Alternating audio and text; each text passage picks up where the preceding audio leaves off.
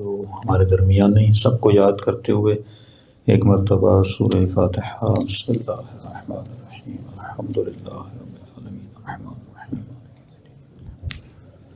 اهدنا الصراط المستقیم، صراط الذین انعمت علیہم غیر المغضوب علیہم۔ بسم اللہ الرحمن الرحیم، بسم اللہ الرحمن الرحیم، بسم اللہ الرحمن ربنا تقبل منا انك انت السمیع العلیم۔ صلوات پڑھیں محمد و آل محمد۔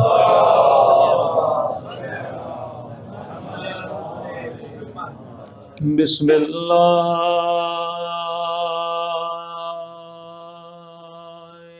الرحمن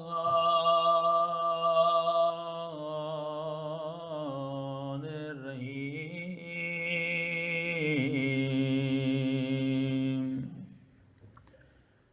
الحمد للہ رب العالمین،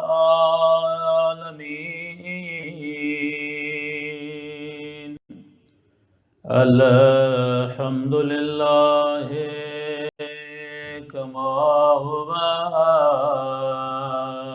أهله،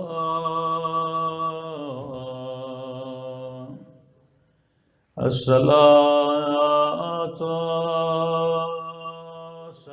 والسلام على سید المرسلین وخاتم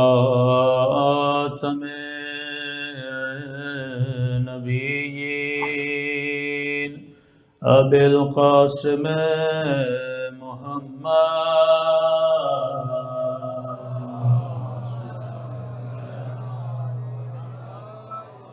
وعلى آلہ الطیبین الطاہرین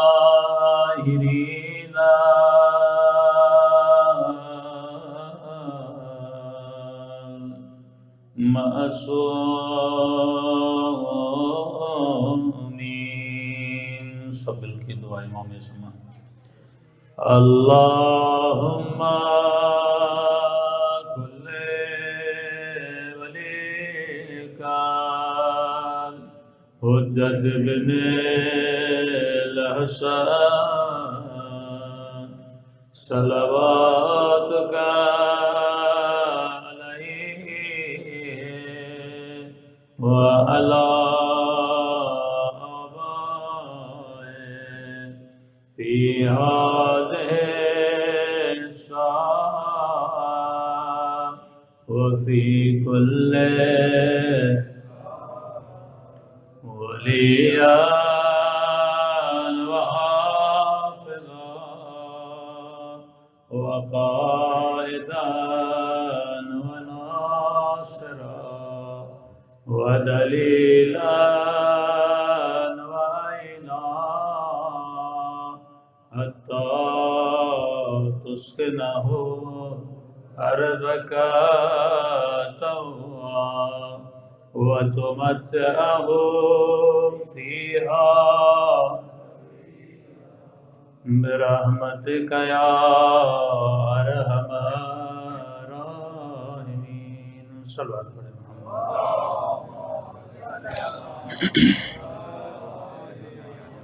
اگر زحمت نہ ہو مومنین تھوڑا تھوڑا آگے آ جائیں تاکہ بعد میں آنے والوں کو تکلیف نہ ہو۔ صلوات پڑھیں محمد و آل محمد۔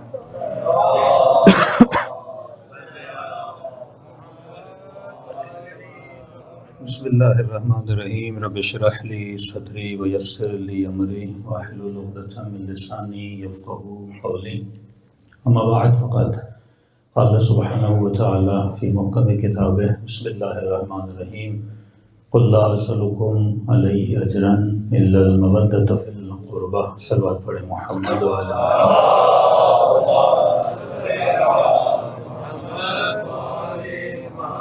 دعا ہے پروردگار عالم ہم سب کی عبادتوں کو اپنی بارگاہ میں قبول فرمائے اور اس مقصد عبادت کی خاطر جمع ہوئے خدا ان مقاصد میں بھی ہم سب کو کامیابی نصیب فرمائے۔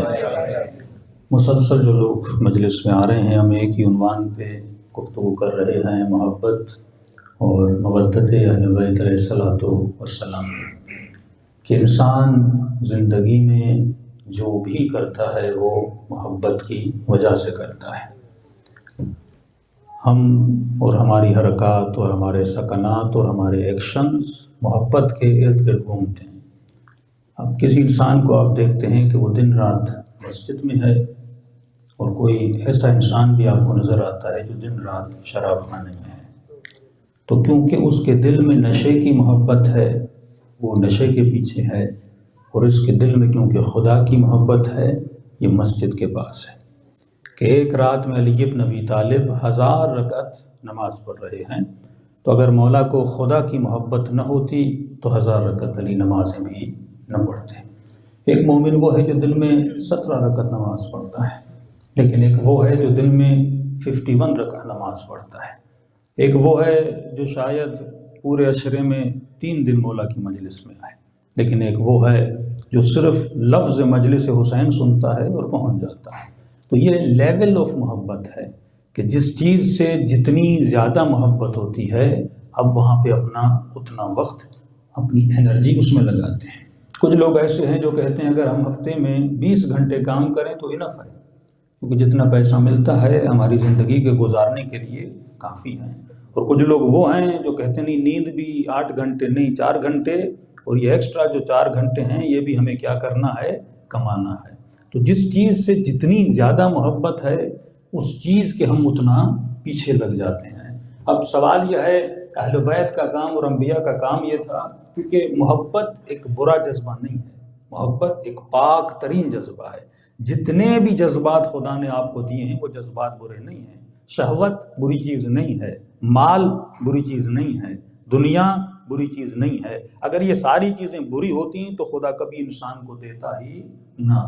اگر اس نے زبان دی ہے تو بولنا ہے، اس نے آنکھیں دی ہیں تو دیکھنا ہے، اس نے شکم دی ہے تو کھانا ہے، اس نے اگر قدرت شہوت انسان کے وجود میں رکھی ہے تو یہ ایک اچھا جذبہ ہے۔ ہم ان لوگوں کی طرح نہیں جو روحانیت اختیار کریں، بدھس کی طرح کہیں کہ اگر نیک بننا ہے اور اسپریچولیٹی کی طرف جانا ہے تو شادی نہ کرو، یا یہ کہیں کرسچنز کی طرح کہ اگر تمہیں اعلیٰ ترین درجے پہ پہنچنا ہے تو شادی سے دور ہو جا، کیونکہ حضرت عیسیٰ نے شادی نہیں کی تھی۔ یہاں اسلام توازن کو برقرار رکھنے کی بات کرتا ہے۔ اللہ کہتا ہے میں نے تجھے جذبہ دیا ہے، میں یہ نہیں کہتا اپنی شہوت کو ختم نہ کرو۔ اللہ کہتا ہے شہوت کو ختم کرو، لیکن اس راستے سے جو راستہ عقل کا راستہ ہو، اس راستے سے جو راستہ میں نے تجھے بتایا ہے۔ اللہ یہ نہیں کہتا کہ شکم کو نہ بھرو، اللہ کہتا ہے کھانا کھاؤ، لیکن وہ لقمہ کھاؤ جو کون سا لقمہ ہو، حلال کا لقمہ ہو۔ اب ایک سفرہ ہے، لاکھوں چیزیں پڑی ہوئی ہیں، حیوان کے سامنے جو بھی آتا ہے وہ کھا لیتا ہے، لیکن اللہ کہتا ہے میں نے کیونکہ تمہیں عقل دی ہے، سوچنے کا پاور دیا ہے، تھنکنگ کا پاور دیا ہے، فکر کرنے کی طاقت دی ہے، لہٰذا فَلْيَنْظُرِ الْإِنسَانُ إِلَىٰ طَعَامِهِ، انسان جب کھائے تو دیکھ کر کھائے کہ حلال کھا رہا ہے یا حرام کھا رہا ہے، اپنا کھا رہا ہے یا غیر کا کھا رہا ہے، کہیں اپنے بھائی کا حق تو غصب نہیں کر رہا، کہیں اپنی بہن کا حق غصب تو نہیں کر رہا، کیونکہ میں نے تجھے فکر دی ہے۔ اگر تو سوچ سمجھ کے زندگی گزار رہا ہے یہ زندگی انسانی زندگی ہے، لیکن اگر تو بس گزارتے جا رہا ہے یہ زندگی حیوانی زندگی ہے۔ صلوات پڑھے محمد و آل محمد۔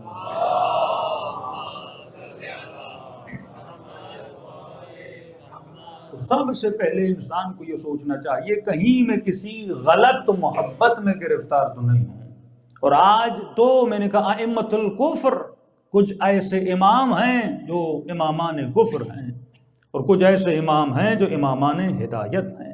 کچھ امام آپ کو صحیح راستے پہ لانے کی کوشش کرتے ہیں، اور کچھ امام ایسے ہیں جو آپ کو گمراہی کی طرف لے جاتے ہیں۔ تو اگر خدا اس زمین پر اپنے امام بھیج رہا ہے تو شیطان تو ہاتھ پہ ہاتھ رکھ کے نہیں بیٹھے گا، شیطان کے بھی اپنے امام ہیں۔ کسی نے کہا کہ مولانا اسلام میں ہے کہ میں نے جنات کو بھی خلق کیا، میں نے انسانوں کو بھی خلق کیا، تو کہا کہ یہ جن ہیں کہاں؟ اگر جن ہیں اور ہم بچوں کو بتانا چاہیں کہ جن، میں نے کہا جن، شیطان کیا تھا؟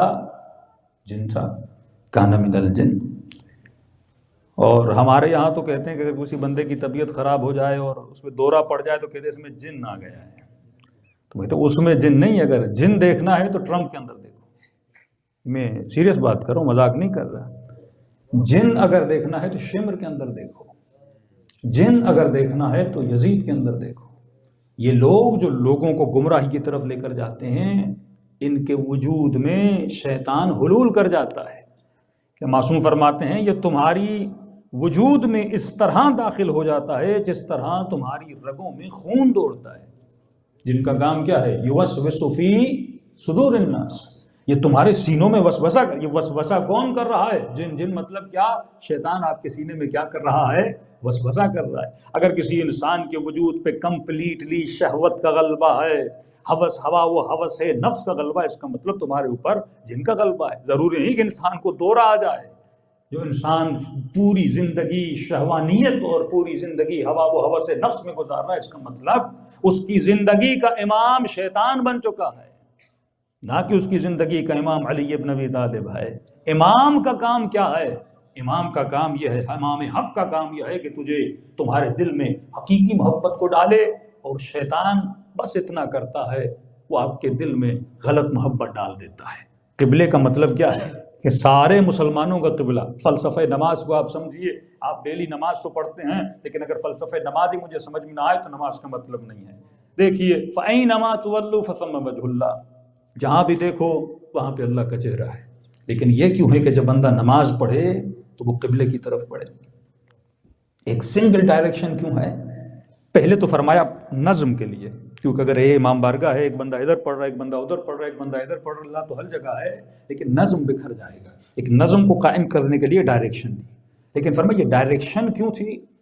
مطلب تمہاری زندگیوں کی محبت کیا ہونی چاہیے؟ ایک ہونی چاہیے۔ تمہاری محبتوں کا قبلہ کیا ہونا چاہیے؟ ایک ہونا چاہیے۔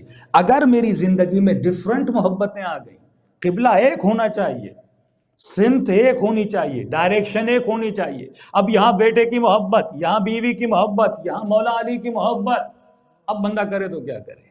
کبھی کبھی محبتوں میں کنٹرڈکشن ہو جاتا ہے، کبھی کبھی محبتیں آپس میں کیا ہو جاتی ہیں؟ ٹکرا جاتی ہیں۔ اب یہاں پہ کیونکہ یہاں پہ آج زیادہ لوگ ہیں، کل شاید کم لوگ ہوں، فرمایا کہ میری آل سے محبت نہیں کرنا، میری آل سے مودت کرنا۔ عربی میں لفظ محبت بھی ہے، عربی میں لفظ مودت بھی ہے، لیکن تقاضائے محبت نہیں کیا گیا، تقاضائے مودت کیا گیا۔ اور جب معصوم سے پوچھا گیا مولا یہ محبت میں اور مودت میں فرق کیا ہے؟ فرمایا محبت بیوی سے کرتے ہو، محبت بچے سے کرتے ہو، محبت مال سے کرتے ہو، محبت وطن سے کرتے ہو، محبت اپنی زبان سے کرتے ہو، محبت اپنے بدن سے کرتے ہو، محبت اپنے لباس سے کرتے ہو۔ اے انسان تم اپنی زندگی میں مختلف محبتوں میں جکڑے ہوئے ہو، کبھی شکم کی محبت، کبھی شہوت کی محبت، کبھی مال کی محبت، یہ ساری محبتیں تمہارے وجود میں ہیں۔ کہ مولا پھر مودت کیا ہے؟ فرمایا جہاں کائنات کی محبتیں ختم ہوتی ہیں وہاں سے مودت کی ابتدا ہوتی ہے۔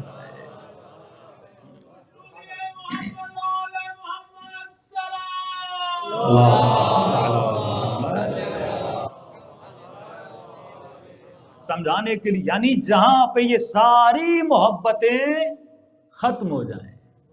جب کہا ڈائریکشن قبلہ ہے، من استخف بصلاته، جو نماز کو خفیف سمجھے، مطلب کیا؟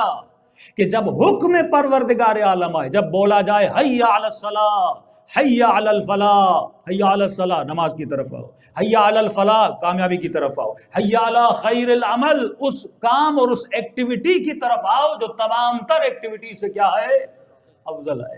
اب یہاں پہ خدا کمپیئر کرنا شروع کر دیتا ہے۔ جب اذان کی آواز آتی ہے تو سمجھو اللہ کا ریڈائر چلنا شروع ہو جاتا ہے۔ یہاں مومن اور کم مومن اور زیادہ مومن اور ایمان کے درجات کو کمپیئر کرنا شروع کر دیتا ہے کہ اس کے دل میں کس چیز کی محبت زیادہ ہے۔ میری محبت زیادہ ہے تو دوڑا دوڑا میری طرف آئے گا، مال کی محبت زیادہ ہے رک جائے گا، اولاد کی محبت زیادہ ہے رک جائے گا۔ اللہ نے جب انسان پر راہ خدا میں جنگ کو واجب کیا تو یہ آزمائش تھی نا، کہ کربلا کا میدان محبت اور مودت کا میدان تھا، کہ مولا حسین نے بتایا کہ اے خدا حسین کو اپنے اصغر سے محبت ہے پر تجھ سے مودت ہے، حسین کو علی اکبر سے محبت ہے پر تجھ سے مودت ہے۔ ایک عورت کے لیے اور با ایمان عورت کے لیے سب سے عزیز ترین چیز اس کی چادر ہوتی ہے، اس کی عفت ہوتی ہے، اس کا حیا ہوتا ہے۔ اور سیدہ زینب نے کربلا میں خدا کو کیا بتایا؟ خدا زینب کو اپنی چادر سے محبت ہے پر لا الہ الا اللہ سے مودت ہے۔ یعنی جہاں پہ سب کچھ قربان ہوتا ہوا نظر آیا، کربلا میں اولاد، کربلا میں مال، کربلا میں جسم، کربلا میں جان، اور کربلا میں بیوی، اور کربلا میں بہن، اور بہن کی چادر بھی قربان ہوتی ہوئی نظر آئی۔ مطلب یہ میدان مودت ہے کہ جس چیز سے تجھے بے انتہا ایکسٹریم لیول کی محبت کرنی ہے وہ صرف پروردگار عالم ہے۔ اگر یہ نہیں تو کنٹروڈکشن پیدا ہو جائے گا۔ 3 ولایتیں انسان پر واجب ہیں۔ ولایت خدا، میں اللہ کی ولایت کو مانتا ہوں، مطلب میں اللہ کی گورنمنٹ کو مانتا ہوں، اللہ کے اسٹیٹ میں رہتا ہوں۔ اگر آپ انگلینڈ میں رہتے ہیں تو آپ کے یہاں کے قوانین کو فالو کرتے ہیں کہ نہیں کرتے؟ اور سب سے بڑا اسٹیٹ کس کا ہے؟ اللہ کا ہے نا۔ تو کیا تم اللہ کے قوانین کو مان رہے ہو کہ نہیں مان رہے؟ اللہ کے حکام کو مان رہے ہو کہ نہیں مان رہے؟ تو اللہ کی ولایت کو مانتا ہوں، مطلب اللہ کے جتنے قوانین ہیں ان کو مانتا ہوں۔ رسول کی ولایت کو مانتا ہوں، مطلب رسول خدا کے جتنے قوانین ہیں ان کو فالو کرتا ہوں۔ اس کے بعد اہل بیت علیہ الصلوۃ والسلام کی ولایت کو مانتا ہوں، مطلب جتنے بھی ان کے فرامین ہیں میں ان کو کیا کرتا ہوں؟ فالو کرتا ہوں۔ اب کچھ ولایتیں ہیں، چھوٹی ولایتیں، بیوی پر شوہر کی ولایت، اولاد پر والدین کی ولایت، جو یہاں پہ بہت کم محسوس کی جاتی ہے کہ باپ ولایت چلانے پر آئے تو شاید پولیس پکڑ کر اسے لے جائے۔ بیوی پر شوہر کی ولایت، اور آخری زمانے کی نشانی یہ برعکس ہو جائے گا، شوہر پر بیوی کی ولایت ہوگی۔ مطلب جب تک یہ باپ کے گھر میں ہے تو جو باپ کہے اس پر واجب ہے، اور جب اس کا نکاح کسی مرد سے ہوتا ہے تو یہ باپ کی ولایت، مطلب حکومت سے نکل کے کس کی ولایت میں چلی جاتی ہے؟ شوہر کی ولایت میں۔ اب وہی باپ اگر اسے بلائے کہ بیٹی میرے گھر میں آ جاؤ، لیکن شوہر کہے کہ میں راضی نہیں، تو گھر سے اگر قدم اٹھائے گی بغیر اجازت کے تو ہر قدم پہ اس پر اللہ کی لعنت ہوگی، کیونکہ یہ کس کی ولایت میں ہے؟ شوہر کی ولایت میں ہے۔ بیٹا باپ کی، بیوی شوہر کی ولایت میں، لیکن سپیریئر ولایت کس کی ہے؟ اللہ کی، رسول کی، اہل بیت کی۔ اب مسئلہ یہ ہوتا ہے کہ اگر باپ کی ولایت اہل بیت کی ولایت سے ٹکرا جائے، اگر شوہر کی ولایت اللہ کی ولایت سے ٹکرا جائے تو اس وقت مجھے کس کی ولایت کو فالو کرنا ہے؟ وہاں پر النبی اولا، نبی جو ہے وہ تمہارے نفسوں کا کیا ہے؟ مولا ہے۔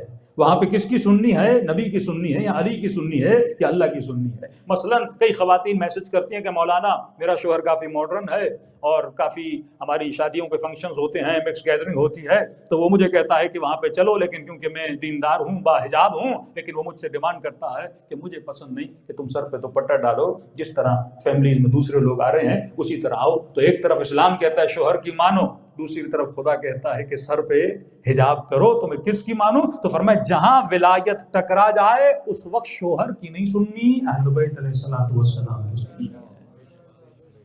ایک باپ اپنے بیٹے کو مثلا 20 پاؤنڈ دے، 50 پاؤنڈ دے کہ جا میرے لیے مثلا کوئی نشے کی چیز لے کر آ، کوئی نشے کی گولی لے کر آ، شراب کی بوتل لے کر آ، چرس لے کر آ میرے لیے، تو بیٹا کہتا ہے مولانا اب یہاں پہ بات باپ کی سننی ہے کہ نہیں سننی؟ فرمایا نہیں، یہاں پر کس کی ولایت ہے؟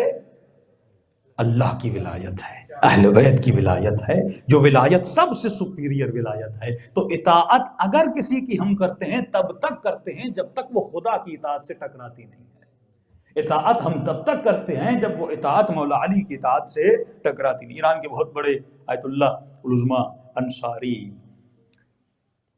پہلے مراجع خمس ان کے پاس ملینز کی تعداد میں ہوتا تھا، لیکن خود استعمال نہیں کرتے تھے۔ قبلہ کیا کرتے تھے؟ سردیوں کا موسم آتا تھا تو جوراب سیتے تھے، دستان سیتے تھے، اور سینے کے بعد جو ہے وہ بیچتے تھے، اس سے جو کمائی ہوتی تھی اپنا گھر کا خرچہ چلاتے تھے۔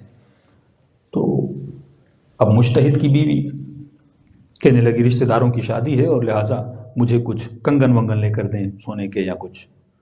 تو انہوں نے کہا میرے پاس پیسے نہیں، 1 مہینہ ویٹ کرو، انتظار کرو، جب میں بنے ہوئے دستان اور جورابیں جو میں سیتا ہوں وہ بیچوں گا تو اس سے تو میں لے کر دوں گا۔ لیکن جب بیویاں ضد کرتی ہیں تو لمان والحفیظ، اب مجتہد کی بیوی کیوں نہ ہو؟ انہوں نے کہا مجھے تو چاہیے، انہوں نے کہا میرے پاس ہے نہیں تو میں تمہیں کس طرح دوں؟ تو انہوں نے کہا چلیے میں آپ کو ایک سلوشن بتاتی ہوں۔ اب مجتہد کی بیوی مطلب فقہی مسائل کو بھی بڑا اچھا جانتی تھی۔ انہوں نے کہا دیکھیے کہ آپ کا وہ دوسرا کمرہ نہیں ہے جہاں پہ خمس پڑا ہوا ہے، کہاں؟ تو کہا قرضہ اٹھا لیجئے، اسلام میں قرضہ اٹھانا حرام تو نہیں ہے، تھوڑا قرضہ اٹھائیے اور اس قرضے سے مجھے چوڑیاں لے کر دیجیے، اور جب آپ اپنی جورابیں اور دستان بیچ لیں گے پیسے وہاں پر واپس جا کر رکھ لیجیے گا۔ تو قبلہ کہتے ہیں میں نے کہا شرعاً تو جائز ہے نا۔ اب یہ واقعہ اس لیے بتا رہا ہوں کہ ایک نقطے میں مجھے داخل ہونا ہے جو بہت بڑا معاشرے میں کنٹروڈکشن ایجاد کیا جا رہا ہے۔ مولانا کہتے ہیں میں نے کہا کہ شرعاً تو جائز ہے، کوئی ممانعت نہیں ہے، میں پیسہ اٹھاؤں گا اور 1 مہینے کے بعد جو چیزیں ہیں وہ بیچوں گا اور پیسہ وہاں پہ جا کے رکھوں گا۔ آغائے انصاری فرماتے جب میں نے اس کمرے کے اندر چابی ڈالی اور کمرے کا دروازہ کھولا اور پہلا قدم وہاں پہ رکھا تو جس طرح شیطان انسان کے ذہن میں وسوسے کرتا ہے، اسی طرح نیک لوگوں کے ذہن میں اللہ کے نیک ملائک بھی اچھا خیال ڈالتے ہیں کہ اگر اللہ کی ہمراہی رہے، اگر حضور پروردگار عالم میں رہے تو آپ کو کئی ایسی برائیوں سے خدا کیا کرتا ہے، بچا لیتا ہے۔ تو کہتا میں نے ابھی پہلا قدم رکھا ہی تھا تو میرے ذہن میں خیال آیا، اے انصاری آج بیوی کے کہنے پر قرضہ اٹھانا تو آیا ہے، لیکن اگر تو کل مر جائے کیا یہ بیوی اتنی با ایمان ہے کہ وہ چوڑیاں بیچ کے پیسے واپس رکھے؟ کہ نہیں، اس پہ تو مجھے اتنا یقین نہیں ہے۔ تو انہوں نے کہا جب یقین نہیں ہے تو ایسا کام کرو، کیوں کل جا کے پھنسو؟ کیا مولا پوچھیں گے نہیں تم نے پیسہ تو اٹھایا تھا، واپس رکھنے کا بھی سوچا تھا کہ نہیں؟ ریٹن پالیسی بھی تو ہوتی ہے نا، کوئی انشورنس پالیسی بھی تو ہوتی ہے نا، اگر میں مر جاؤں پیچھے کون رکھے گا؟ اب انشورنس کمپنی پر ہی یقین نہ ہو، بندے کو بیوی پر ہی یقین نہ ہو کہ میں مر جاؤں، جو 1 مہینہ صبر نہیں کر پاتی، یہ پیسے واپس کہاں رکھے گی؟ کہتا میں نے کہا بیوی ناراض ہوتی ہے تو ہو جائے، امام کو ناراض نہیں کروں گا۔ اولاد ناراض ہوتی ہے تو ہو جائے، لیکن امام زمانہ کو ناراض نہیں کروں گا۔ کہتا میں نے دروازہ بند کیا، واپس آیا، بیوی نے کہا کہ انصاری پیسے لائے؟ کہا نہیں۔ کہا کیوں نہیں لائے؟ قرضہ اٹھانا تو جائز ہے۔ کہا یہ بتا کل مر جاؤں چوڑیاں بیچو گی؟ کہا وہ بھی خاموش، اسے بھی پتا تھا میں نہیں بیچنے والی۔ کہتے رات کو سکون سے سو گیا، گھر میں تھوڑی انبن ہوئی، بیوی ناراض ہو گئی، صبح سویرے میرے گھر کے دروازے پر دستک ہوئی، نوک نوک ہوا۔ جب میں نے دروازہ کھولا تو میرا ایک شاگرد جو بہت نیک شاگرد تھا وہ دروازے پر تھا، اور پریشانی کے عالم میں قبلہ آپ سے ایک بات کو ڈسکس کرنا ہے۔ جی آئیے، گھر میں بٹھایا۔ کیا ہوا قبلہ؟ میں نے عجیب خواب دیکھا ہے کل رات۔ کہ کیا خواب دیکھا؟ کہ خواب میں دیکھتا ہوں کہ شیطان ہے اور سینکڑوں رسیاں ہیں شیطان کے ہاتھ میں، کچھ موٹی رسیاں، کچھ پتلی رسیاں، کچھ بالکل باریک رسیاں، اور ان رسیوں میں کئی لوگوں کی گردنیں بندھی ہوئی ہیں، لیکن اس کے ہاتھ میں ایک سب سے موٹی رسی ہے اور اس رسی سے آپ کی گردن بندھی ہوئی ہے جو آپ کو کھینچ کے لے جا رہا ہے۔ لیکن عالم تعجب یہ تھا کہ آپ آدھے راستے میں رسی چھڑا کر بھاگ گئے ہیں۔ کہ تو نے صحیح خواب دیکھا ہے، بیوی نے بھیجا تو تھا لیکن امام زمانہ نے مجھے بچا لیا۔ صلوات پڑھے محمد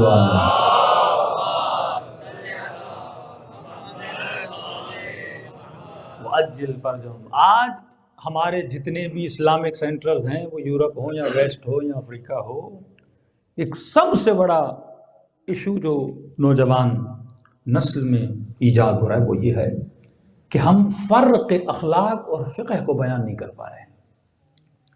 کہ فقہاً جائز تھا وہ قرضہ لیتے، لیکن اخلاقاً جائز نہیں تھا۔ کہ کوئی مجھ سے یہ کہے کہ مثلاً میں مولانا ہوں اور میں چند دن کے لیے آپ کے شہر میں آیا ہوں اور یہاں کی فضا اور ہوا کو دیکھتے ہوئے مثلاً یہاں پہ کئی لوگ شورٹس پہن کے گھوم رہے ہیں اور کل میں شورٹس پہن لوں اور کئی مولانا یہاں پہنتے بھی ہیں۔ آپ کی بات نہیں کر رہا قبلہ، یورپ میں دیکھا تھا ہم نے، کہہ رہے تھے کہ مولانا کو مجلس کے لیے بلایا، وہ کہتے ہیں مولانا صبح جب دروازے پہ نوک ہوئی اور میں نے دروازہ کھولا تو دیکھا ایک چڈھے میں مولانا اور ٹی شرٹ پہنی ہوئی ہے۔ تو میں نے کہا جی فرمائیے، آپ نے مجلس کے لیے بلایا تھا؟ کہ میں پریشان گئی، وہی مولانا ہیں۔ تو گھر کے اندر گئے اور کپڑے بدلے اور ممبر پہ مولانا جا کے سیدھا بیٹھ گئے۔ اب اس مولانا کو کوئی کہے کہ مولانا آپ نے کیوں پہنے ہیں، تو کہے گا شرعاً حرام ہے۔ نہیں، شرعاً تو حرام نہیں ہے۔ آج یہ سوچ ڈیولپ کی جا رہی ہے کہ اگر میں نے مثلاً باڈی پہ کچھ بنا لیا، ٹیٹوز بنا لیے، یا ایسے کپڑے پہن لیے، یا پھٹی ہوئی جینس پہن لی، تو سوال یہ ہوتا ہے کہ شرعاً جائز ہے کہ حرام ہے؟ ہم نے آیت اللہ سیستانی سے فتویٰ لیا ہے۔ شریعت منیمم کو بتاتی ہے، شریعت منیمم کو بتاتی ہے۔ اور پاکستان میں کئی ایسی خواتین ہم دیکھ رہے ہیں جن کا تعلق علماء کی فیملی سے ہے، جنہوں نے چادر بھی اتار دی ہے اور صرف سمپل وہ ایرانی مونٹو ٹائپ پہن لیا اور وہ کر دیا، اور یہ کہہ رہی ہیں کہ اسلام میں یہ جو حجاب سب سے زیادہ کیا جا رہا ہے یہ ایکسٹریمزم ہے، یہ اسلام کا حجاب نہیں ہے، شریعت کا تو حجاب یہی ہے۔ جو تمہارا حجاب ہے وہ شریعت والا ہے، جو سیدہ کا حجاب ہے وہ اخلاق والا ہے۔ یہاں کمپیریزن بٹوین فقہ اور بٹوین اخلاق ہے نا۔ رسول نے یہ نہیں فرمایا کہ میں اس لیے مبعوث کیا گیا ہوں تاکہ تمہیں شریعت پہنچاؤں، شریعت تو آنی ہے۔ بعثت لأتمم مکارم الاخلاق، مجھے مبعوث کیا گیا تاکہ میں تجھے اخلاق کی بلندیوں پہ پہنچاؤں۔ تمہیں یہ دیکھنا ہے کہ اخلاق اہل بیت میں کیا ہے، شریعت منیمم بتاتی، جتنے شریعت کے احکام منیمم ہیں۔ اب ایک کنٹری میں ہم گئے، ایک شخص ڈاکٹر صاحب سے ملنے آئے، کہنے لگے مولانا میں شریعت پہ کمپلیٹلی عمل کرتا ہوں۔ تو میں نے کہا آپ کے چہرے پہ مجھے داڑھی نظر نہیں آ رہی، آپ کہیں مولانا میری ہے؟ میں نے کہا کہاں ہے؟ مجھے تو نظر نہیں آ رہی۔ پھر انہوں نے اپنا چہرہ بلند کیا، بالکل نیچے کونی پہ ایک داڑھی کی لکیر تھی۔ میں نے کہا خوب، آپ نے بڑا شریعت پہ عمل کیا ہے، یعنی جو شریعت منیمم تھی اس کا بھی اس نے منیمم رکھا ہوا تھا، کہ صرف یہ بتانے کے لیے کہ اے خدا میں نے شریعت پہ عمل کیا۔ اخلاق کی کوئی پرواہ نہیں ہے، مطلب دین کو ہم مجبوری سمجھ کے عمل کر رہے ہیں۔ شریعت پہ وہ عمل کرتا ہے جو جہنم کی آگ سے بچنا چاہتا ہے، اور اخلاق پہ وہ عمل کرتا ہے جس کے دل میں عشق پروردگار اللہ ہوتا ہے۔ صبغۃ اللہ ومن احسن من اللہ صبغہ، کون ہے جو رنگ خدا میں رنگ جائے؟ جب لوہا آگ میں مل جاتا ہے تو اس کا رنگ بھی کیسا بن جاتا ہے؟ آگ جیسا بن جاتا ہے۔ جب لکڑی آگ میں مل جاتی ہے تو رنگ کیسا بن جاتا ہے؟ آگ جیسا بن جاتا ہے۔ اگر عشق امیر المؤمنین ہے تو تمہارا لباس، تمہاری رفتار، تمہارا کردار کیسا ہونا چاہیے؟ ویسا ہونا چاہیے۔ لیکن آج کس کا عشق ہے؟ آج ایکٹرز کا عشق ہے، آج یہ میڈیا کا فیم ہے، آج ہم کن کو فالو کر رہے ہیں؟ یہ فیز 1 فیز 2 ایک ارائیولز جو ڈاکومنٹری بنی تھی، اپنے بچوں کو ضرور دکھائیں۔ میرے خیال میں ہماری سینچری کی یہ بہترین ڈاکومنٹری ہے کہ دشمن کس طرح کام کرتا ہے۔ کہ ایک بچی، ہم چھوٹے تھے، پی ٹی وی پہ ایک وقفہ آتا تھا کہ پہلے زمانے میں، آج کل تو نہ وہ پی ٹی وی رہی اور نہ ایسے لوگ رہے، کہ دکھاتے ہیں کہ باپ سگریٹ پی رہا ہے، بچہ چھوٹا اس کو دیکھ رہا ہے۔ اب بچہ دیکھ رہا ہے باپ اسموک کر رہا ہے، سگریٹ پی رہا ہے، تو وہ بھی پینسل اٹھاتا ہے۔ باپ ماچس سے اس سگریٹ کو جلاتا ہے، وہ ماچس سے اس پینسل کو جلاتا ہے۔ مطلب آپ کی نسلیں وہی کرتی ہیں جو دیکھتی ہیں۔ اگر آپ ان کو اہل بیت دکھاؤ گے تو وہ اہل بیت جیسے بننے کی کوشش کریں گے۔ لیکن ہوتا یہ ہے کہ بچہ دن رات کچھ اور چیزیں دیکھتا ہے۔ دوسرا ایشو یہ کہتے ہیں مولانا سیٹرڈے سنڈے چھٹی ہوتی تب ہم بچوں کو لاتے ہیں۔ اس دن ایک یہاں پہ افطاری بھی ہوئی، پھر شب جمعہ تھی، غالباً لمبی لمبی دعائیں بھی ہوئیں۔ تو میں دل میں سوچ رہا تھا کہ یہ بچوں کو ہم پورا مہینہ نہیں لاتے مسجد میں، لاتے کب ہیں؟ شب قدر میں۔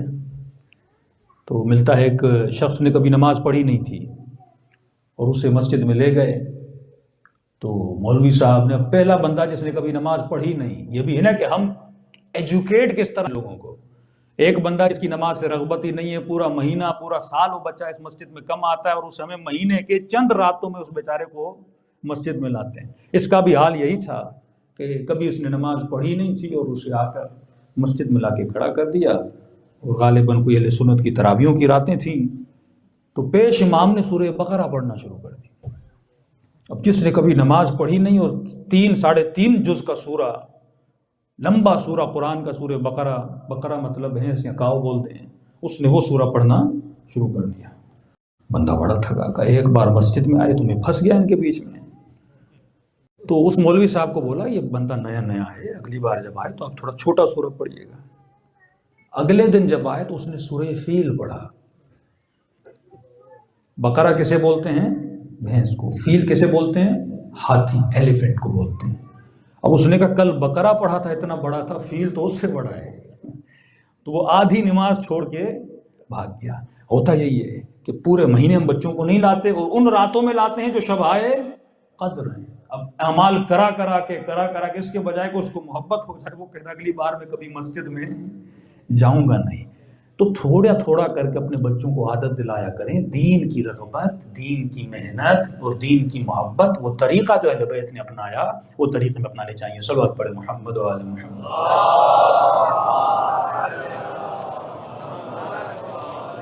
میری گزارش ہے ذرا تھوڑا تھوڑا اور آگے آ جائیں. صلوات پڑھیں محمد و آل محمد.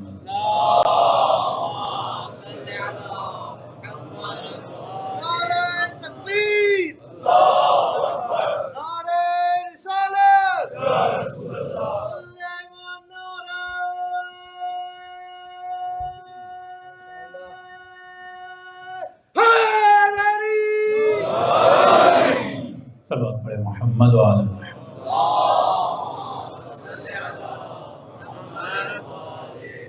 وَأَجِّلْ فَرْجَهُمْ. تو صحیح محبت صحیح ٹائم میں انسان کے دل میں جاتی ہے. دوسرا، ہم کئی دینی مسائل کو سمجھ نہیں پاتے کہ فرق دین میں جب تک عقلانیت نہیں ہوگی تب تک آپ نہ بچے کو اپنی نسلوں کو دین کبھی سمجھا نہیں سکتے. پہلے کوشش یہ کرنی ہے مجھے اس کے دل میں صحیح محبت ڈالنی ہے. واقعاً کئی سوسائٹیز میں جاتا ہوں اور ایسی سوسائٹیز میں بھی بچوں کی بہت اچھی تربیت کرتے ہیں، لیکن ان کو پتہ ہے کہ میں نے کہا اگر آپ کو پتا ہو کہ مجھے مون پہ جانا ہے، مارس پہ جانا ہے اور وہاں پہ آکسیجن نہیں ہے تو آپ اس کی آکسیجن کا کیا کریں گے؟ بندوبست کریں گے. جن کی نسلیں بگڑ چکی ہیں وہ تو بگڑ چکی ہیں، لیکن جنہوں نے ابھی شادیاں نہیں کی یا جن کے بھی اولادیں ہونے والی ہیں ان کو سوچنا چاہیے کہ پاکستان میں بچے کی تربیت کرنا ایک الگ ماحول ہے، ویسٹ میں اپنی بچوں کی تربیت کرنا ایک الگ ماحول ہے. ہمیں یہ دیکھنا ہے کہ یہاں کن کن خطرات کا مجھے سامنا. ایک تو میں نے کہا لینگویج ہے کہ اگر کوئی پنجابی ہے، ماں پنجابی ہے تو بچے سے پنجابی بولے، باپ اردو ہے بچے سے اردو بولے. سوسائٹی میں جا کے انگلش سیکھ جائے گا آپ کا بچہ سب سے ٹیلنٹڈ بچہ ہوگا کیونکہ اسے 3-4 لینگویجز بولنا آتی. میں نے اپنے کزن کی مثال دی، ان کی بیٹی 5 سال کی ابھی 4 زبانوں میں بات کرتی ہے. انگلش سوسائٹی میں آپ رہتے ہو ویسے انگلش سیکھ جائیں گے، اس میں کوئی نئی بات تو نہیں ہے. اسکول اس کا انگلش میں ہے، سوسائٹی اس کی انگلش میں ہے، دوست اس سے انگلش میں بات کرتے ہیں، تو کم از کم جب گھر میں آئے تو اسے اپنی زبان میں بات کرنی چاہیے کیونکہ زبان اپنے اندر پورا کلچر سمائے ہوتی ہے. اب ہوتا ہے یہ بچے بڑے ہو جاتے ہیں پھر ہمیں ایشوز آتے ہیں کیونکہ ظاہر ہے اس زمانے میں اگر کوئی طالب علم بھی مجھ سے پوچھتا ہے کہ مولانا میں کون سی زبان سیکھوں تو میں کہتا ہوں پرشین سیکھو. کیوں؟ کیونکہ عربی میں قرآن ہے، احادیث ہیں، لیکن ان کے تفاسیر، ان کی تشریحات اور جتنے علماء پرشین علماء ہمارے پاس ہیں اتنے علماء عرب بھی ہمارے پاس نہیں. اور جتنا علم انقلاب اسلامی کے بعد، جتنی بکس انقلاب اسلامی کے بعد، جتنی تفاسیر انقلاب اسلامی کے بعد پرشین میں ہے تو اس میں علم بہت ہے، نالج بہت ہے. ایک زبان سے دشمنی نہیں ہے، اگر کسی کو انگلش آتی ہے جتنی انگلش کی بکس ہیں وہ پڑھ سکتا ہے، جس کو عربی آتی ہے جتنی عربک بکس ہیں پڑھ سکتا ہے، جس کو اردو آتی ہے. یہ پوری ایک ونڈو ہوتی ہے، زبان ایک ونڈو ہوتی ہے. جب آپ ونڈو کھولتے ہیں تو آپ تمام تر نالج اور علم کو کیا کر سکتے ہیں؟ حاصل کر سکتے ہیں. اب جس کو پرشین آتی ہے امام خمینی کی تقریر سمجھے گا، بہجت کو سمجھے گا، قاضی کو سمجھے گا، ان کی کتابوں کو پڑھے گا، سب کچھ کرے گا. جس کو قرآن سمجھ میں آتی ہے وہ اللہ کے کلام کو سمجھے گا، نہج البلاغہ امیر المومنین کو سمجھے گا. تو زبان اپنے اندر تعصب نہیں ہے، جتنی زیادہ زبانیں آئیں گی اتنا آپ کے اندر شعور، اتنا آپ کے اندر فہم. یہ سائیکولوجی میں بھی ثابت ہوا ہے کہ جو لوگ ملٹیپل لینگویجز میں بات کرتے ہیں ان کا دماغ عام لوگوں سے زیادہ چلتا ہے. تو آپ کے بچے سوسائٹی میں رہتے ہوئے بہت زیادہ تیز ہوں گے اگر وہ ملٹیپل لینگویجز میں کیا کرتے ہیں؟ باتیں کرتے ہیں. دوسرا ایشو یہاں پہ کیا ہے؟ اسکولنگ کا ایشو ہے. انڈیویجولی ہم مراجع سے جب جا کر بات کرتے ہیں کہ قبلہ ان سوسائٹیز میں یہ مسئلہ ہے، وہ فرماتے ہیں وہ سوسائٹی کے لوگوں پر واجب ہے کہ اپنا اسکول ہے، کیونکہ آپ کا بچہ مور دین 8-9 آورز ایک اسکول میں گزارتا ہے.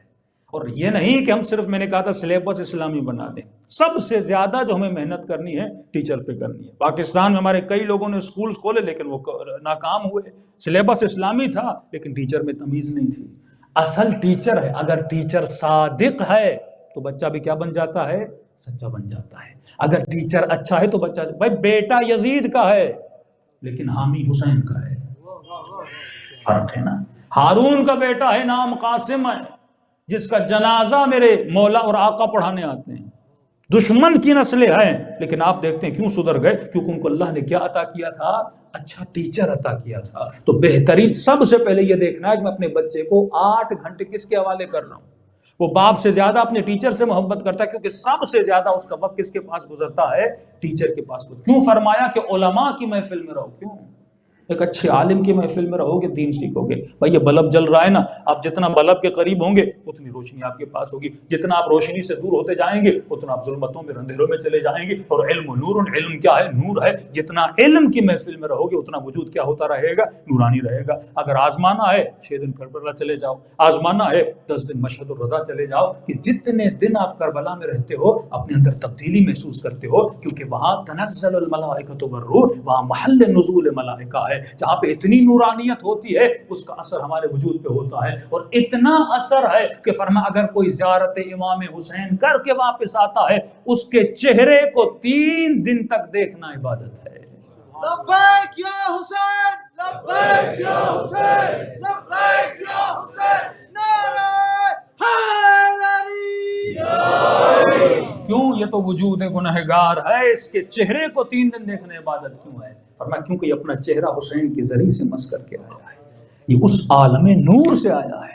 آپ نہیں دیکھ رہے ملائکوں کو، لیکن سینکڑوں اور ہزاروں کی تعداد میں وہاں پہ ملائک موجود ہیں. وقت کیونکہ میرے پاس بہت کم ہے، میں زیادہ کھول نہیں سکتا اس ٹاپک کو، تو فرمایا زیادہ جتنا نور میں رہو گے اتنا وجود کیا بن جائے گا؟ نورانی بن جائے گا. دوسرا، آپ کے گھر میں ٹی وی ہے، بچے مختلف چیزیں دیکھتے ہیں. اب ایک سازش ہوئی انقلاب اسلامی کے بعد، یہ صرف اشارہ آپ کو کر رہا ہوں تاکہ آپ لوگ سمجھ جائیں. مثلاً آپ عراق جاتے ہیں، ایران جاتے ہیں، آپ نے مولا علی کی تصویریں دیکھی ہوں گی، دیکھیں گے نہیں دیکھی؟ دکھاتے ہیں ایک بہت بھاری بھرکم باڈی والا ایک شخص ہے اور اس کے ہاتھ میں تلوار ہے اور سامنے شیر بیٹھا ہوا ہے. اس کے پیچھے تحقیق ہوئی تصویر بنائی کس نے، تو پتہ چلا ایک بندہ کرسچن تھا اور اس وقت وہاں پہ آیا تھا جاسوس بن کے. اور اس زمانے میں جب لوگوں کو پتہ ہی نہیں تھا کہ تصویریں انسان کے ذہن میں، تصویر تصور بناتی ہے، تصویر ایک امیج بناتی ہے آپ کے ذہن میں. اور پھر انہوں نے کمپیئر کیا کہ اس بندے نے جب مولا علی کی تصویر بنائی تو ایک بہت غصے میں ایک شخص بیٹھا ہوا ہے اور ہاتھ میں تلوار رکھی ہوئی ہے، مطلب تھوڑا کچھ کرو تو شاید تمہیں تلوار سے مار بھی دے. اور سامنے انہوں نے حضرت عیسیٰ کی تصویر بنائی، اس کو آپ نے دیکھا ہے کہ چھوٹے بچے سامنے بیٹھے ہوئے ہیں اور ان بچوں کو کیا کہہ رہے ہیں؟ کھانا کھلا رہے ہیں، ان کے بچوں پہ ہاتھ پھیر رہے ہیں. یعنی وہاں پہ جو امیج آپ کے ذہن میں بنا کہ ایک ایسا شخص جو یتیم پرور ہے، جو رحم دل ہے، اور مولا علی کو جب دکھایا جائے گا ایسا شخص جو جنگجو ہے اور اس کے ہاتھ میں کیا ہے؟ تلوار ہے. یعنی یہ تصور لوگوں کے ذہنوں میں بنایا گیا کہ امام ایسے ہیں. اور برعکس جب یہاں پہ تصور بنایا گیا وہ تصور بہت رحم و رحمانیت کا بنایا گیا. یہ زمانہ تصویروں کا زمانہ ہے. آج تصورات تصویر سے بنتے ہیں. آج وہ زمانہ گیا کہ آپ بک پڑھ کے بتائیں کون کیسا تھا. آج تصویر کے ذریعے آپ سب جناب مختار کو سوچیے، جو فلم کا تصور آپ کو دیا گیا وہی تصور آپ کے ذہن میں ہے. ترکی کے ڈراموں کو دیکھیں، جو تصور وہ دے رہے ہیں آج تصور دے کے، تصویریں بنا کے. تو لہٰذا میں اپنے گھر میں صرف امام حسین کے روزے کی تصویر نہ لگاؤں، اخلاق حسین کی تصویر لگاؤں، کردار حسین کی تصویر لگاؤں، یتیم پروری امام حسین کی تصویر لگاؤں، مولا کی عبادت کی تصویر لگاؤں، تاکہ یہ بچہ اٹھتے بیٹھتے جب گھر میں اٹھے چند فرامین مولا علی طالب کے لکھ دوں، چند مولا کی اچھی خوبیاں وہاں پہ لکھ دوں، اور ڈیلی بیسس پہ اس بچے کو بتاؤں کہ ہمارے اہل بیت کیا تھے. جب بچپن سے اس بچے کے دل میں اس کا ہیرو، اس کا رول ماڈل علی بن ابی طالب بنے گا. جب اس بچی کی رول ماڈل جناب سیدہ بن جائیں گی، جب اس بچی کی رول ماڈل جناب فاطمہ تو زہرا بن جائیں گی، اب جب یہ بچی بڑی ہوگی تو کس کے کردار پہ عمل کرے گی؟ جناب سیدہ کے کردار پہ. جب یہ بچہ بڑا ہوگا کس کے کردار پہ عمل کرے گا؟ مولا علی بن ابی طالب کے. ایک سیکولرزم کا تصور بھی آپ سمجھ لیں کہ آج ہماری پوری سوسائٹی، انڈیا ہو پاکستان ہو، وہ سوسائٹی سیکولرزم کا تصور یہ ہے کہ تو آپ دبئی جاتے ہیں وہ سیکولرزم کا تصور ہے. یعنی مندر اپنی جگہ پہ، مسجد اپنی جگہ پہ، ناچ گانا اپنی جگہ پہ. یہ جو آپ کے ہاتھوں میں ٹی وی کا ریموٹ ہے یہ پورا سیکولرزم. مطلب کربلا دیکھنی ہے تو ایک نمبر میں لاؤ، کربلا کا روزہ آ جائے گا. اگر گانا سننا ہے تو پھر دوسرا نمبر میں لاؤ، گانا آ جائے گا. مطلب دین کو، دنیا کو ایک ہی جگہ پہ جمع کیا جائے کہ یہ جب چاہے گناہ کرے، یہ جب چاہے نیکی کی طرف جائے. اسی تصور کو مٹانے کے لیے امام حسین علیہ السلام کربلا کے میدان میں آئے کہ یزید شراب اور نماز ایک جگہ پہ جمع نہیں ہو سکتی. مومن یا نمازی ہوتا ہے اور اگر شرابی ہے تو یہ علی کے دربار میں رہنے کی لیاقت نہیں رکھتا. صراط المستقیم، ایک ہی راستے پر چلو.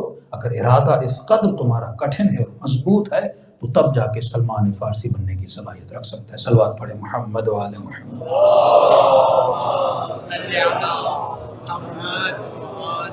محمد وجل فرجهم. یہ امام بارگاہ کے لیے بھی چندہ جمع کیا جا رہا ہے.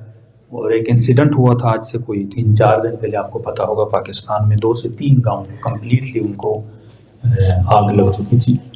تو وہ تقریباً میہر سائڈ پہ گاؤں تھے، یہ سندھ کا ایک 2-3 گاؤں تھے، اور وہاں پہ تقریباً مور دین 70-80% شیعہ آبادی، اور اس میں انفیکٹڈ جو ہیں وہ بہت سارے مومن شیعہ ہیں. ان کے لیے بھی اگر کوئی مدد کرنا چاہے جا رہے، جن کے گھر ور سب کچھ جل چکا ہے، تو آپ ان کی مدد کر سکتے ہیں، کیونکہ یہ راتیں یتیم پروری اور مظلوم پروری کی راتیں ہیں. دوسری میری گزارش ہے ذرا آگے آ جائیں، کہ بس مسائل پڑھنے والے ہیں ہم، تاکہ پھر لوگوں کو آنے میں تکلیف نہ ہو. ایک ایک قدم آگے آ جائیں. صلوات پڑھے محمد و آل محمد.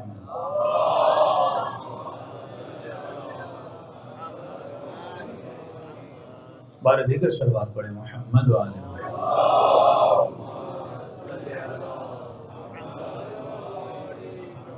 وقت کی قلت کی وجہ سے موضوع کو زیادہ ہم ڈیٹیل نہیں کر سکتے، پھر ماتمداری بھی عزاداری بھی ہے. بس ایک چھوٹا سا واقعہ ربط مصیبت کے لیے.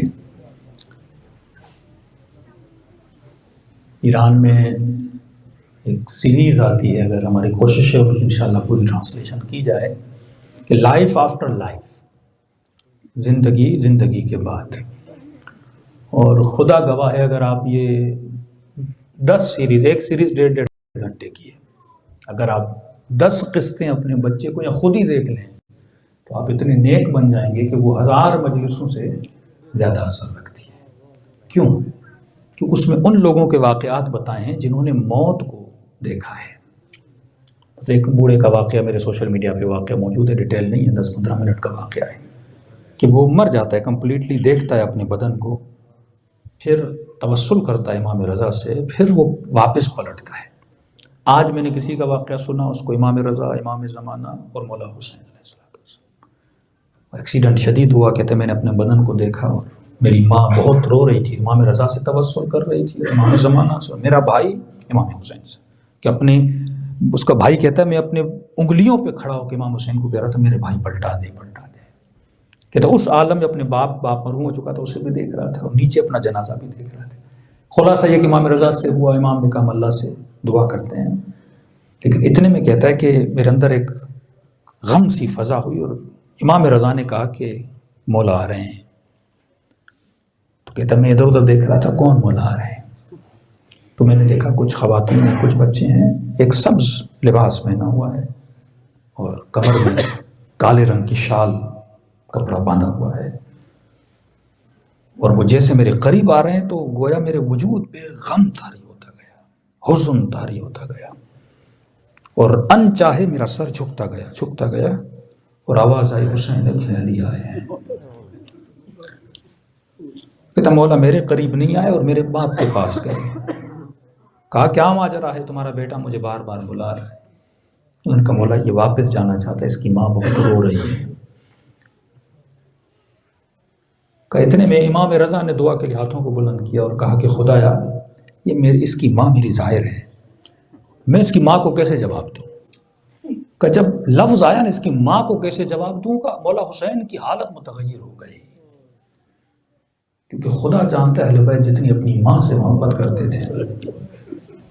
یہ غم تھا اہل بیت کو، خود مولا علی کو یہ بڑا غم تھا.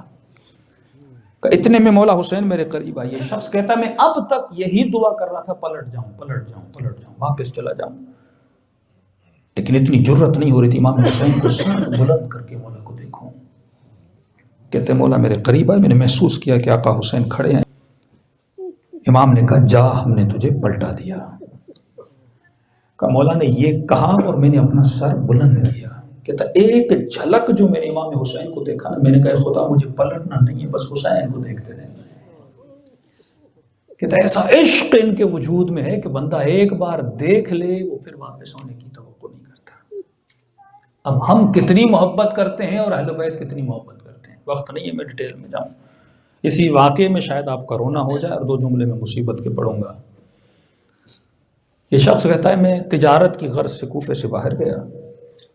اندازہ لگائیے کہ اہل بیت آپ سوچ بھی نہیں سکتے وہ آپ سے کتنی محبت کرتے ہیں. یہ آنکھیں دیکھ نہیں سکتی، لیکن یہاں وہ آتے ہیں، ملائک آتے ہیں، نزول رحمت ہوتا ہے. اس عالم فانی مٹیریل دنیا میں اتنے پھنسے ہوئے ہیں کہ ہم بھول گئے ہیں کہ کوئی قیامت بھی ہے، اس قبر میں بھی جانا ہے، وہاں کے لیے بھی کچھ جمع کرنا ہے.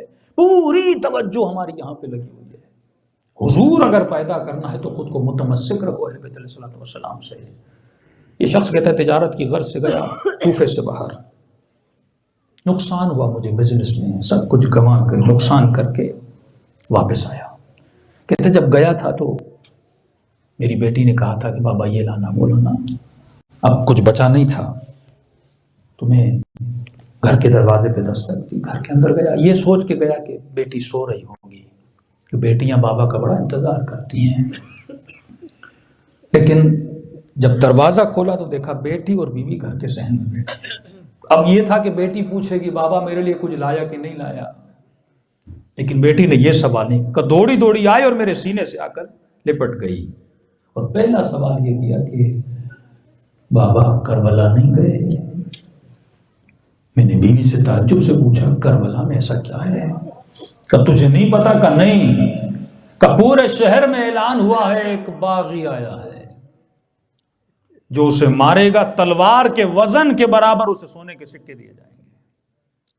کہ کچھ کما کر لائے؟ میں نے کہا نہیں، نقصان کر کے آیا ہوں. کہ جلدی جا. کہتا میں فوراً گھر سے نکلا، گھوڑے پہ سوار ہوا اور کربلا کے میدان کی طرف روانہ ہوا. اب یہ کس وقت پہنچا، کیا منظر تھا؟ کہتا جب میں پہنچا تو خیموں کو آگ لگ چکی تھی، لاشیں بکھری ہوئی تھی اور فریادیں بلند ہو رہی تھیں باغی کو مارو، باغی کو مارو. کہتا ایک ہجوم تھا، اس کے بیچ میں ایک شخص تھا جسے کوئی پتھر مارتا تھا، نیزے کی نوک سے مارتا تھا اور تلوار سے وار کرتا تھا. کہتا میں نے کہا میں پیچھے کیوں رہا ہوں؟ میں بھی اس بھیڑ کے اندر گیا اور میں نے پتھر لیا، میں نے کہا میں بھی ماروں. لیکن معصوم کا فرمان اپنے ہر کام کرنے سے پہلے، کسی نے کہا مولانا متقی کیسے بنوں؟ میں نے کہا جو بھی کرتے ہو سوچو خدا راضی ہے کہ نہیں، متقی بن جاؤ. اپنے ہر عمل کے پیچھے یہ سوچ رکھو کہ خدا راضی ہے کہ نہیں، امام راضی ہے کہ نہیں، پھر تمہارے اعمال جنتی بن جائیں گے. کہتا میں نے پتھر مارنا تھا لیکن میں نے سوچا یہ ہے کون، ذرا دیکھ تو لوں. جب میں نے چہرے کو غور سے دیکھا تو ماتھے پہ سجدے کے نشان تھے. میں نے کہا باقی نماز تو نہیں پڑھتے، چہرہ نورانی تھا. کہتے بس اسے دیکھ رہا تھا اور اس نے سر بلند کر کے مجھے دیکھا، میرا نام پکار کے مجھے بلایا اور کہا کہ تو یہاں پہ کیا کر رہا ہے؟ میں آگے بڑھا اور میں نے اسے کہا السلام علیکہ ایھا شیخ الکبیر، اے پیر مرد، اے بوڑھے، تجھ پر میرا سلام ہو. کہتا جیسے میں نے سلام کیا اس نے کہا تو کون ہے جس نے آج مجھے سلام کیا؟ میں نے کہا کیوں، مسلمان کو سلام نہیں کرتا؟ کہ کرتا ہے پر آج کسی نے مجھے مسلمان نہیں سمجھا. اگر مسلمان سمجھتے یہ پتھر مارتے. کہ مولا علی گھر جاتے ہیں نا، سیدہ فرماتی ہیں یا علی میں نے سنا یہ لوگ تجھے سلام نہیں کرتے. کبھی بھی آپ سلام کی باتیں کرتی ہیں، علی کرتا ہے، یہ میرے سلام کا جواب نہیں دیتے. یہ عالم تھا علی اور اولاد علی پر. بگاڑا کیا تھا علی نے؟ کیا میں نے حلال محمد کو حرام کیا ہے؟ کیا میں نے حرام محمد کو حلال کیا ہے؟ بلند بلند آواز سے حسین پکار رہے تھے کربلا کے میدان میں، کہہ رہے تھے نہیں حسین تم نے اس سے بھی بڑا گناہ کیا ہے. مولا نے کہا میری خطا کیا ہے؟ کہ تیری خطا یہ ہے کہ علی کا بیٹا ہے. بغضاً لأبیک، تیرے بابا کے بغض میں تجھے مارنے آئے ہیں، شریعت مصطفیٰ کے عوض میں مارنے نہیں آئے. کہتا میں نے پوچھا کہ آپ ہیں کون؟ کہ تو یہاں کیا کر رہا ہے؟ کہ میں نے سنا تھا کوئی باغی ہے، کہ کلمہ پڑھتا ہے، کہاں محمد رسول اللہ کا. کہ علی کو جانتا ہے؟ علی میرا مولا ہے، علی میرا سرور ہے، علی میرا آقا ہے، میری جان میرے مولا پہ فدا. کہ اسی علی کا بیٹا حسین. ذرا دل پہ ہاتھ رکھ کے بتائیے کہ آپ پوری زندگی امام زمانہ کا انتظار کرتے رہے اور ایک دن پتا چلے خدا نخواستہ جس مولا کا انتظار کر رہے تھے اس مولا کو پتھر مارنے گئے. کیا گزرے گی؟ یہ شخص کہتا ہے میرے وجود سے گویا میری جان نکل گئی، گھٹنوں کے بل زمین پہ گرا. میں نے کہا مولا میں نے تو خط لکھا تھا، مجھے واللہ پتا نہیں تھا یہ کربلا، یہ ہو کیا رہا ہے مولا؟ میں اپنی جان آپ پہ قربان کروں گا۔ امام نے کہا نہیں، تجھ پہ جہاد واجب نہیں ہے، جتنا جلدی ہو سکے کربلا کی زمین سے باہر نکل جا، محبت دیکھیے۔ اس نے کہا مولا آپ کو اکیلا چھوڑ کے جاؤں؟ کہا نہیں، تمہارا نام شہداء میں نہیں، حکم امام ہے کربلا سے نکل جا۔ کہا مولا اتنی جلدی کیوں ہے؟ کہا ابھی میں آواز دوں گا، حل من ناصر ینصرنا، جو سنے اور نہ آئے وہ جہنمی بن جاتا ہے۔ میں نہیں چاہتا کہ تو جہنمی بنے، تو حسین کا چاہنے والا ہے۔ کہتا روتی ہوئی آنکھوں سے حکم امام تھا تعمیل کرتے ہوئے، شاید حسین اس لیے بھیج رہے ہیں کہ کوئی تو ہو کوفے میں مجھ سے محبت کرنے والا، جب میری بہن زینب کو چادر کی ضرورت پڑے، جب علی کی بیٹی وہاں فریادیں کرنے لگے، کوئی تو ہو زینب کی آواز پہ لبیک کہنے والا۔ کہتا ہے قدم پیچھے ہٹائے، تھوڑا مولا سے دور ہوا، کہ پھر حسین نے بڑی شفقت بھری آواز میں بلایا کہ ذرا میرے قریب تو آ۔ کہتا ہے خوشی خوشی توڑا کہ شاید حسین یہ حکم دیں کہ اپنی جان کو مجھ پہ قربان کرو۔ عزیزو، حسین کے ہاتھ میں 2 انگوٹھیاں تھیں۔ ایک انگوٹھی کے لیے میرے چوتھے امام فرماتے ہیں کہ ظالم اتارنا چاہتا تھا، اتری نہیں تھی، اور اس نے حسین کی انگلی کو کاٹا۔ میرے امام زمانہ فرماتے میرا سلام ہو اس انگلی پر جسے ظالم نے کاٹ دیا تھا۔ دوسری انگوٹھی شاید یہ تھی کہ امام نے کہا میرے قریب آ، کہ جیسے مولا کے قریب گیا، حسین نے ہاتھ سے انگوٹھی اتاری اور کہتا میرے ہاتھ پہ رکھی۔ میں نے کہا مولا یہ کس لیے دے رہے ہیں؟ کہا کہ تو سفر پہ گیا تھا، تیری بیٹی نے تجھ سے انگوٹھی مانگی تھی، تجھے یاد نہیں پر حسین کو یاد ہے۔ باپ بھول گیا کہ بیٹی نے کیا مانگا، اتنی محبت کرتے ہیں حسین تجھ سے اور تیری اولادوں سے، کہ حسین کی طرف سے جا کر بیٹی کو انگوٹھی دینا، اور جب بیٹی پوچھے نا کس نے دی ہے، بس اسے اتنا کہنا جسے تو مارنے گیا تھا وہ باغی نہیں تھا۔ میں کہوں گا مولا حسین، میں کہوں گا مولا علی۔ کہنے لگے کہ اب میرے اصحاب آہستہ رو آہستہ رو، کیونکہ زیادہ رو گے میری بیٹی زینب پریشان ہو جائے۔ کربلا میں حسین کو سکینہ کی فکر ہے، کوفے میں علی کو زینب کی فکر ہے۔ لیکن میں کہوں گا مولا علی جب تک تھے آپ زینب کا رونا نہیں دیکھ سکتے تھے، مولا حسین جب تک آپ تھے تو سکینہ کا رونا نہیں دیکھ سک رہے تھے۔ لیکن اے کاش شام کے بازار میں ہوتے، اے کاش شام غریبہ میں ہوتے، دلوں کو کربلا لے جائیں۔ یہ دن یتیمی حسن و حسین کے دن ہیں، یہ دن سیدہ زینب کی یتیمی کے دن ہیں۔ خلوص دل سے السلام علی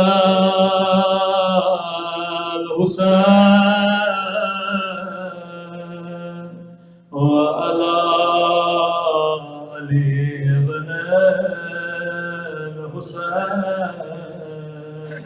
وعلی اولاد بلند آواز وعلی اصحاب، سب مل کے السلام علی الحسین وعلی علی ابن وعلی اولاد وعلی اصحاب،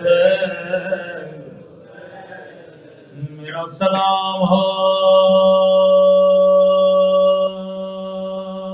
زینب کی یتیمی پر۔ میں کہوں گا آج کی رات صرف زینب یتیم نہیں ہوئی، بلکہ مولا پورے شیعہ یتیم ہو گئے۔ میرا سلام ہو کوفے کے یتیموں جناب مسجد کی دیواریں فریاد کر رہی ہے، آج کے بعد ہم علی کو نہیں دیکھیں گے۔ محراب فریادیں کر رہا ہے، آج کے بعد علی کے سجدے نہیں دیکھیں گے۔ کوفے کے یتیم بچے رو رہے تھے، مولا حسن فرماتے ہیں بابا علی کو دفن کرنے کے بعد جب واپس آ رہے تھے، کسی خرابے سے کسی فقیر کے رونے کی آواز آ رہی تھی۔ رو کر کہہ رہا تھا 3 دن گزر گئے، میرا دوست نہیں آیا۔ مولا حسن نے کہا حسین یہ کون ہے جو رو رہا ہے؟ بڑی درد بھری آواز آ رہی ہے، جیسے خرابے میں گئے، کیا دیکھا ایک نابینا فقیر ہے، رو رو کے کہہ رہا ہے 3 دن گزر گئے، میرا دوست میرے پاس نہیں آیا۔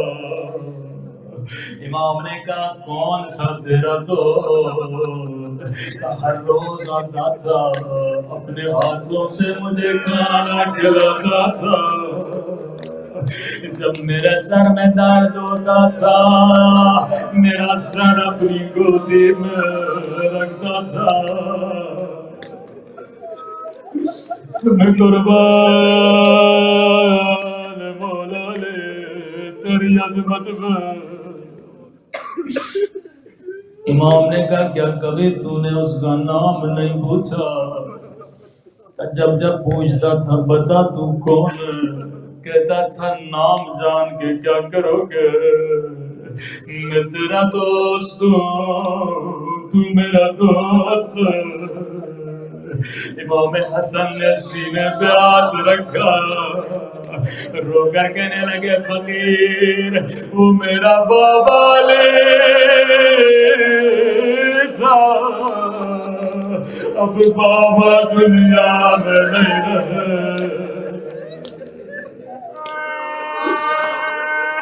یہ فقیر اپنا سر پیٹنے لگا، ہائے میرے مولا سے خدمت کروائے، میرے مولا سے اپنا سر دبوایا، میرے مولا سے کام کروایا۔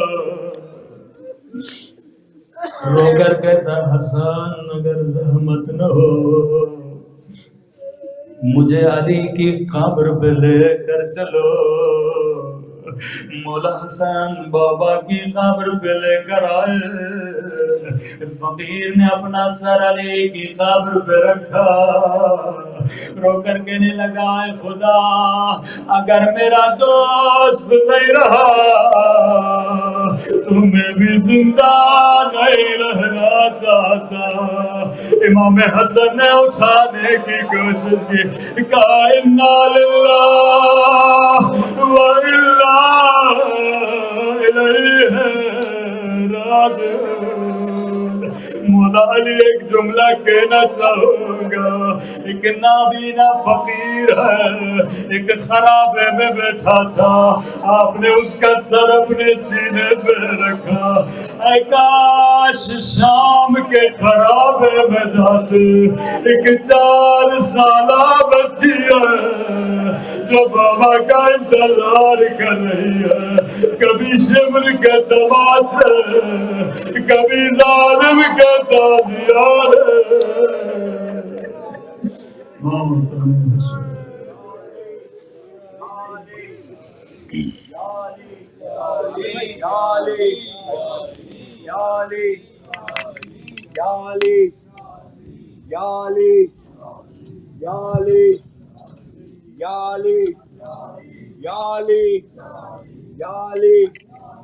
یا علی